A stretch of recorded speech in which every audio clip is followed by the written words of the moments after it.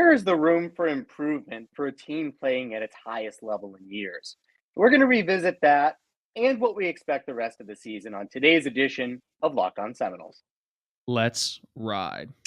You are Locked On Seminoles, your daily podcast on the Florida State Seminoles, part of the Locked On Podcast Network.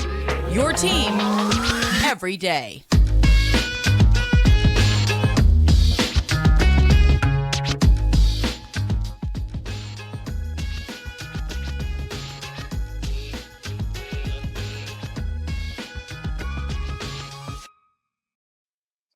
Welcome back, everybody, to another edition of Locked On Seminoles. I am your host today, David Weiss, and right here in the StreamYard, I have none other than Mr. Drake Silva. Drake, how you doing today?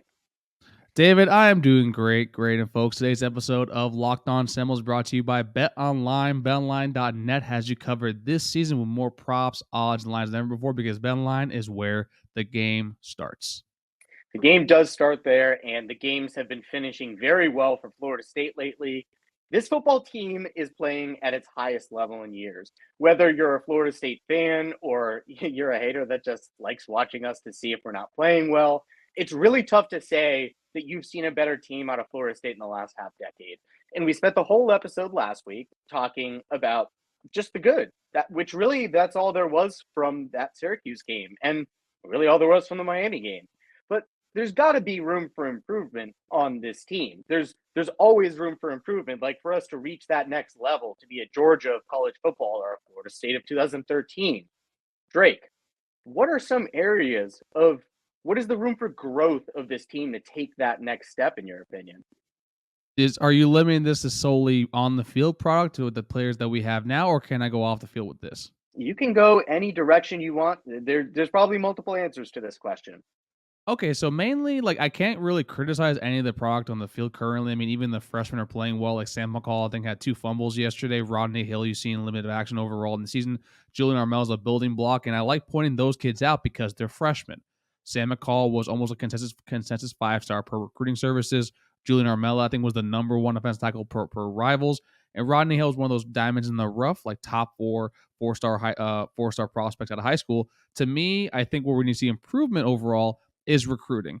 Now, one of the big things that we have always said is that you need to start off the season hot in order to basically, because early signing day kind of pushes these sort of decisions earlier for a lot of these kids. So 4-0, great start. That 3-game kind of, dry spell that we had overall probably did hurt you a little bit with some of the prospects. But right now, with this team actually currently at 7-3, this is a team that finally has a proof of concept overall. And we need to see sort of basically Alex Atkins, Marcus Woodson, John Papuchis. They need to go back on the recruiting trail and bring in 4 and 5 stars because the higher the talent level, the better this team is going to get. And if you see the product right now overall with these sort of diamond in the rough, these top 20 recruiting classes, imagine the product on the field if we have a top 15 or even a top 10 class overall. Yeah, that's right. I mean, it's tough to say Mike Norvell's not getting the absolute most out of the kids that we have right now. And you didn't even mention guys like Azaria Thomas and Patrick Payton. And there's so many names you can choose from of the younger guys even. Like, clearly, you have a lot of veteran leaders playing well. You have a lot of transfers playing well. But the young guys playing well is really encouraging to see, I would agree. The recruiting is going to be interesting because this staff wasn't hired for its recruiting prowess. Some staffs are, and like Miami's, and they can't coach on the field. And then there's staffs like Florida State's where it feels an awful lot like the coaching and the teaching up of these kids and the getting them to buy in and the developing the culture and then getting them to execute on game days to their fullest potential. It feels like that's all there. So the question is, can they also develop into better recruiters? What's interesting is we all posited that the reason Florida State's recruiting wasn't as good as it could be is because the results weren't there on the field, right? Mm-hmm. Well, if you build it, they will come, I guess, is the attitude people took towards it. And here we are. We kind of built it. And we're poised to finish the season out with, 9 or 10 wins. And I feel like that's what people were envisioning when they said, if you get it done on the field, the recruits will follow. So do you see the recruits following as a result of a successful season like this one? And do you see the coaches being able to kind of adapt to what they need to do to recruit in Florida? I think for the current 2023 class, I think the ship has kind of sailed on that because a lot of those kids for that class, they kind of make decisions a lot earlier, whether it be over the summer or the first few months of the season. And all Mike Norvell and company had to sell was the 8 wins over the past 2 seasons. However, conversely, I think for 2024, we actually are right up on the right foot. You actually have basically a nearly 9 to 10 win season, like you're saying, to sell to a lot of these kids. You also have proof of concept development wise. You look at the running back room, there's a lot of running backs in 2024 class that we'll love to see the overall. One of them, I think, being Cameron Davis, and that's the kid that basically the Georgia product, the top 5 kid, number 1 in the country overall. That's someone that Georgia's pushing for. But if you see how Trey Benson has developed, Trayshawn Ward, you see Lawrence Toafili and Rodney Hill as well, that's a great thing to sell to him.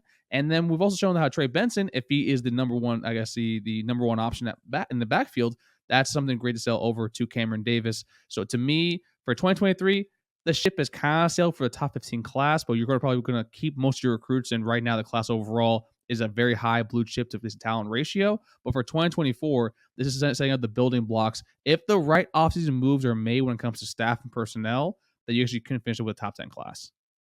Yeah, I think what's really interesting about this conversation is how much recruiting has changed even over the last 2-3 years. Obviously, the transfer portal, you're able to get the job done doing that. Now, I know a lot of people don't like that method of doing things because you're typically only getting 1 or 2 years out of the kids from the transfer portal, especially the kids that play at a high level because they're ready to move on. They've been in college for 3 or 4 years already. So it'll just be interesting to see how the coaches, I think, develop in terms of recruiting the high school talent and whether we keep having to look towards the portal for our answers and if that's a sustainable model for Florida State.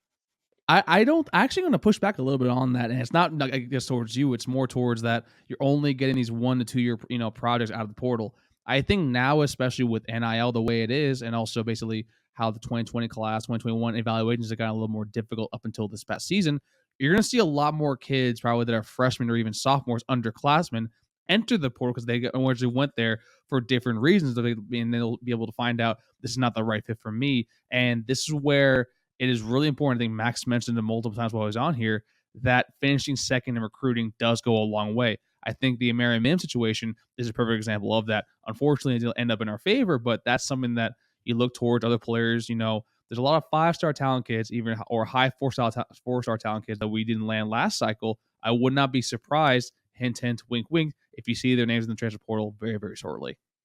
Yeah, things aren't going so great over in College Station where they have lined up 25-star recruits in that last class. They're not all going to stay there. Newsflash. So things aren't going great there. Things are going great here. Drake, please tell the folks at home about something else great. Well, folks, today's episode is brought to you by Simply Safe. Did you know that over the holidays, property crimes like burglaries and package thefts spiked nationally? That's why our friends at Simply Safe Home Security are offering 50% off their award-winning security system so that more families can feel safe and secure this holiday season. Order your Simply Safe system for half off today and enjoy advanced security and greater peace of mind this holiday season. The reason why I love it, I got the app on my phone. I got the crystal clear HD. It's like Dave's new OLED TV. Basically, you can see everything going on. Whenever the UPS guy comes late with my Amazon package, I can yell at him real quick. That's a huge joke, folks. Please, thank you, Amazon and UPS, for getting all my stuff here on time. But Simply Safe technology is the right way to go. Don't miss your chance to save big on the only security system that I recommend, that Dave recommends. Holly, Stacy, they recommend it also. Get 50% off any new Simply Safe system at simplysafe.com/lockedoncollege. That is their biggest discount of the year at 50% off. That's simplysafe.com/lockedoncollege because there's no safe like Simply Safe. Thank you for rocking and rolling with us, and thank you for making us your first listen each and every day here on Locked On Seminoles. Number one, right? So we have revisited this conversation each week, I think, for the last 3 weeks, because after the first 4 games, we were all feeling great. Then we were all feeling crappy a few weeks later, and then Georgia Tech, we kind of got our feet back under us, and then Miami, and we kind of shifted what we thought the rest of the season would look like after the Miami game. And now we've seen 2 weeks in a row blowing out conference teams. I do not care what the injury situation looked like for either team. I do not care how they've been playing of late. You don't blow out conference opponents like this. So Drake, we have enough data now, I think, over the season and over the last few weeks in particular to say, what do you expect and what do you need to see out of the rest of this season? Well, I mean, first, I think you're right about that. I mean, these teams, they are extremely injured. They are kind of limping into these games, but that's also the beauty of college football and football as a whole. It's a very, very long season. That's basically Yeah. your best teams are shown when you actually can see their depth on full display. And also, if we had beaten this team by maybe a touchdown, maybe 3 points, we will be on here also criticizing them for not taking Yeah. advantage of a weaker opponent. The fact of the matter is, we blew them out and showed the case of how we probably are a top 15, maybe even a top 10 team in the country. So for me, for these last 2 games against Louisiana, I know you opened up as a 21-point favorite. Actually, for my friends over at Bet Online, today's title sponsor, I need to see basically the equivalent of what we saw against UMass last year. I need to see AJ Duffy potentially. He didn't play this last game actually overall, mainly because he wants to maintain his redshirt eligibility, have the extra year actually because I think he does need it. But to me, you need to see maybe Tate Rodemaker starting at the second half, maybe Jordan Travis, maybe throwing the ball 8, 10 times. Get Rodney Hill some burn, get CJ Campbell some burn, and save yourselves up actually for Florida the following week. And against Florida, that defense, it's been better. However, the bar wasn't held to begin with. And also, if you're better against Texas A&M, an anemic offense that's been archaic and probably hasn't been useful since pre-World War One. And then you also have South Carolina, an offensive line who is almost as bad, if around Boston College level. So to me, I am not impressed by Florida's defense. Offensively, it's a different story, and we'll talk about it actually when Brandon Olson from Locked On Gators comes on next week. But to me, for those 2 games, you need to blow out Louisiana. You need to beat Florida. I don't think blowout's going to be on there because Anthony Richardson will give us some fits because he is really dynamic with his legs. Look at Justin Fields actually with the Chicago Bears currently. That's kind of the offense that Florida's running right now. But to me, I think you need to win both these games. One of them convincingly, and the other one, I think comfortably is a better word. Yeah, Justin Fields ran for 1,000 yards and they still lost to the Lions, so that doesn't really scare me all that much. Just one thing I want to point out here. Great teams have hiccups. Like I mentioned the exercise yesterday of look at the AP top 25 or the college football playoff top 25 and tell me how many teams you are sure would beat us right now on a neutral field. I came up with 3. I'm sure Georgia would beat us. I'm sure Tennessee would beat us, and I'm sure Ohio State would beat us. Other than that, I'm not positive. And it's funny because Georgia had a big hiccup this year. They could have lost to Missouri. They ended up winning by 4. So for this team, despite the trials and tribulations throughout the season, to go out and blow out a couple conference opponents in a row, yeah, it's kind of recalibrated what I expect from this team the rest of the season. I do fully expect not to have a letdown game against Louisiana. I'm not going to say you're going to treat that as a look-ahead game or a tune-up for Florida, but that's a bad Louisiana team, and this is one of the best Florida State teams you've had in a long time. So, yeah, I fully expect to go out there and not treat that as a cupcake and just continue to impose your will to keep the confidence going. You have guys playing at such a high level. You've gotten so many guys involved in an impactful way over the last few games that I think you have to keep their confidence up and let them go out there and play the ball that they're used to the last few weeks and not just only play the backups for most of the game. And if you can get some reps in for Florida, great, because like you said, that'll be more of a challenge. That's a good offense they have there. It's a hilariously bad defense, truly hilariously bad. They did some good things this past week, but that's not a defense that scares you. And if you have the offense going into that game without having fumbled, not literally, figuratively, without having fumbled a single game in a month's span, their confidence is going to be through the roof. And that's something you saw the players talk about in the post-game show, is that confidence is really driving that level of play right now. And not only that, like, Dave, when was the last time we actually beat Florida? Like, what was that, 2017? That was the year, actually, after Tiger got fired? Oh, so the year before, before Tiger came in? Sounds right.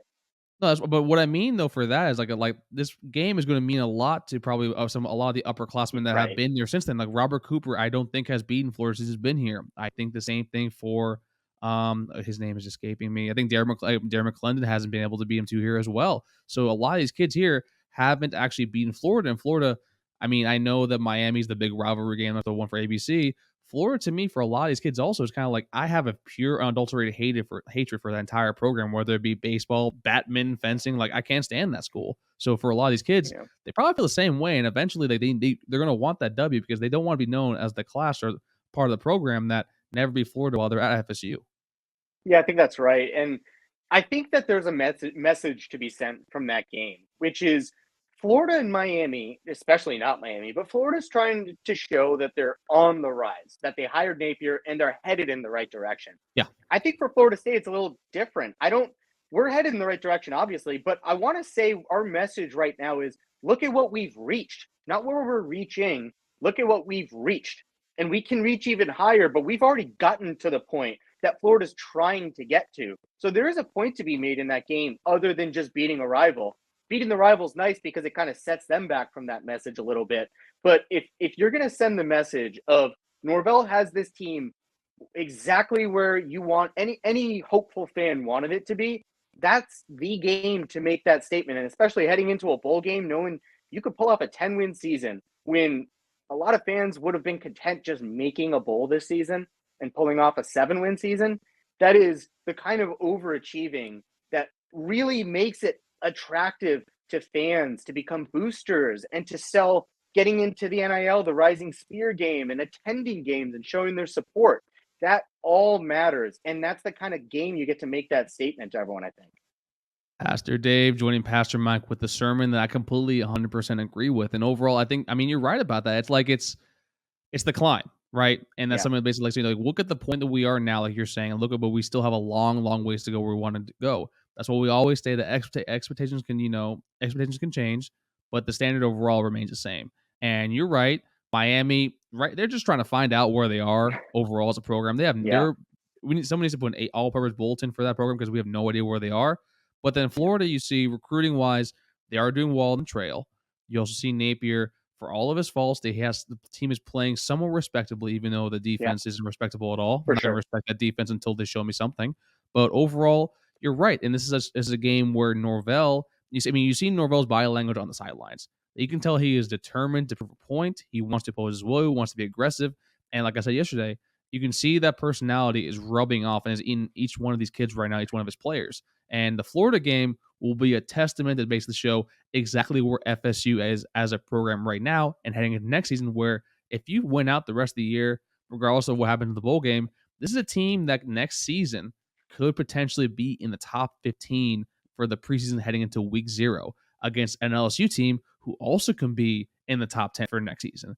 And that will set up for basically in year number 4 for Norvell. Basically, you might be ahead of schedule, or by some people's, recommendations, you actually could be right on the right track to where we actually wanted to be overall. Yeah, that's right. And it would be tough to argue that right now at this snapshot in time, that you would rather be where Florida or where Miami is. You would, as an objective college football fan right now, rather be where Florida State is. So sitting atop the perch in state and having the ability to kind of cool off a couple of recruiting classes in Miami and Florida that are admittedly ahead of yours right now, that is a great opportunity for this team. The opportunity is in front of them and they control their own destiny. Drake, another great thing I believe you have to tell the folks about. Well, Dave, it's my favorite time of the year. And by time of the year, it's once every 4 years. But we're talking about friends over at BetOnline. Today's episode is also brought to you by BetOnline, because BetOnline is your number one source for sports betting info, stats, news, and analysis. And Dave, do you know what happens once every 4 years? Something that you hate a lot, but something that brings joy to my heart. Do I want to know? Yes, you do. It is the FIFA World Cup 2022 taking place in Qatar and Group A. Listen, hey, my dad's gonna be watching the game. It's his birthday in a few days. Let's just be a little nice about some soccer. I'll give that to you. But this first matchup I want to give you is something that I know is gonna just bring just some unadulterated rage and hate from you. On November 25th, on a Friday, England goes off against the USA, the Yanks, and right now England is favored by half a point. David, what are you taking in this game? And please just give me something with this. Just hear me. Okay, I got you. All right. There's only one thing I know about U.S. soccer, which is that it sucks, and that's on both the men's and the women's team right now. Because I saw the ticker on SportsCenter, I think here's the thing. I'm not going to pretend to care once every 4 years. I think it's really pathetic that so many people do. I want us to lose as soon as possible so that I don't have to see, talk, or hear about this or read about it, see it on Twitter. I've muted so many accounts that only talk about soccer. And I continue to do that too. So the quicker we get this over with, the better. I hope we lose by 10. Take England. Well, folks, this is the Fade Dave segment of the day of the millennium. You heard it here first. Ride with Communist Dave and take England at -0.5, even though it is the rematch of the Revolutionary War from 1776, almost 260 years in the making. Or be a patriot, love your country, and take USA at +0.5, +1, or +500 money line to win the game outright, because simply England is not good at soccer. It is not good at soccer. It's the beautiful game. However, USA will reign supreme today. And thank you for sticking with us to the final segment of the day. Drake, do you want to take a listener question, or do you believe we've already addressed that enough today? I think we addressed a little bit. I know microventure funding asked earlier on the past show, basically how the freshman did overall. Like Isaiah Thomas, I think, had 33 snaps, and you didn't hear his name much. And when it comes to a defensive back, that's something that's actually a good thing overall. It's like a bullpen player in baseball. Then you have Julian Armella. I don't believe he actually saw any action in this game. Rodney Hill, I think CJ Campbell took a lot more Rodney Hill snaps overall. But Sam McCall actually did play extremely well. Sam McCall had 2 forced fumbles on the day, and that's something that to keep an eye on, because he did flirt with entering the transfer portal after the Miami game. But overall, the freshmen, they had a pretty decent game. Yeah, I think there's a couple things that we probably haven't talked about enough that you've seen a little bit about on social media this week, which is to say, before the year, a lot of people, and you included, wanted this to be Adam Fuller's last year. And it wasn't just him. A lot of people were sick of the linebacker play. Obviously, Shannon was promoted to linebackers coach. And a lot of people, probably the most of anybody, the loudest voices in the room, wanted Ron Dugan's gone. You're now talking about a wide receiving core that's among the best in the country in terms of how they're performing. You're talking about a linebacking unit that's the best we've had at Florida State in some number of years now. In a defense overall, that's clearly the best defense we've had in a half decade and is playing extremely coordinated. Drake, is there anyone on this staff at this point that you still want to see replaced or addressed, and why? How much time do you have left? No, I'm joking. Over to me, I mean, listen, like it's Adam Fuller was someone that, I mean, you're right. I did kind of want, figuratively his head on a spike, but he actually has done really well overall coordinating this defense with the assistance of Rennie Shan. I think people do forget that he is the co-defensive coordinator. So to me, I think just he's someone that his contract is up at the end of the year. I am still not in love with the idea, but I definitely do think he's earned his right for another year, maybe 2. I think continuity is good for the staff, and you can see the kids actually like playing for the guy, and the kids overall are basically kind of understanding him. To me, mainly, I point to the offensive side of the ball. I think Chris Thompson, I still don't understand exactly what he does here, and I know you could point to Marcus and Douglas, aka Biscuit, as someone that has played better, but he's still missing blocks. He's still not doing that very well. His route running is okay. It's decent, but I think you can find someone, aka maybe Mr. Jeff Scott, the former USF head coach, to come in and help recruiting wise, because if developmentally, I don't see much from it at all. I mean, you see Preston Daniel and wide rector being serviceable, but when it comes to Mike Norvell offense, you do want your tight ends to be a little bit better. And quite honestly, also Cameron McDonald, it seems that he's actually regressed a little bit, to be honest with you. So I think Chris Thompson is one. Marcus Woodson, the defensive back play has been better, but we do need to see more actually hits from the recruiting trail, even though he did land Isaiah Thomas and Sam McCall the past cycle. So overall, I think Chris Thompson is the number 1 on my board, and maybe Marcus Woodson too, because it just seems that it's recruiting is leaving a little to be desired actually for heading into this offseason when it comes to this recruiting class. Yeah, I think you hit the nail on the head with that one word, recruiting. And if you're going to replace a coach on a staff that has the team in general playing so well, and you're going to break up kind of the continuity of the staff, you have to be making a major upgrade in some way. And the one glaring deficiency right now, in light of how well we're playing on the field, is recruiting. And we just don't have a ton of guys like you have at Miami or Florida that have those in-state ties that are going to be able to get us in the conversation for some of these in-state 5 stars like IMG kids that we, as Florida State, should have a mix. We should be in the mix for the recruitment, and we're not. So to your Well, point, to be fair, for IMG kids, a lot of them aren't from Florida. I mean, like that, because I know the one kid. So I saw your message in the chat earlier today. That kid's from St. Louis, Missouri. I mean, I'll just put that out right there. Okay, and he's still considering Florida and Miami, and that's disappointing to me to see Georgia, Tennessee, Florida, Miami, because to the point of, oh well, it's the SEC, but then why is Miami included? But also, what do all those schools have in common? Money, I guess. Strong NIL collective backing. Okay, which Ragin Spears doing a better job of, but I get your point. Yes, and like they have all the money in the world over there at Texas A&M, but they also have recruiters, and that's the one thing that feels like it's kind of lacking on this staff: an ace recruiter that's going to get your foot in the door with kids that maybe you otherwise wouldn't have a chance with.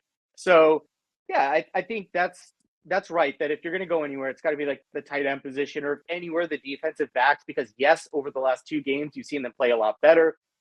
On the season as a whole, it's been relatively disappointing compared to the talent level and I think the expectations.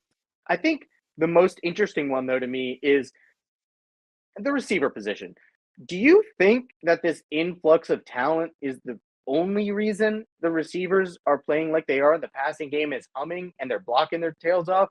Or do you think that Ron Dugans has, kind of rejuvenated himself having this new lifeblood at the position?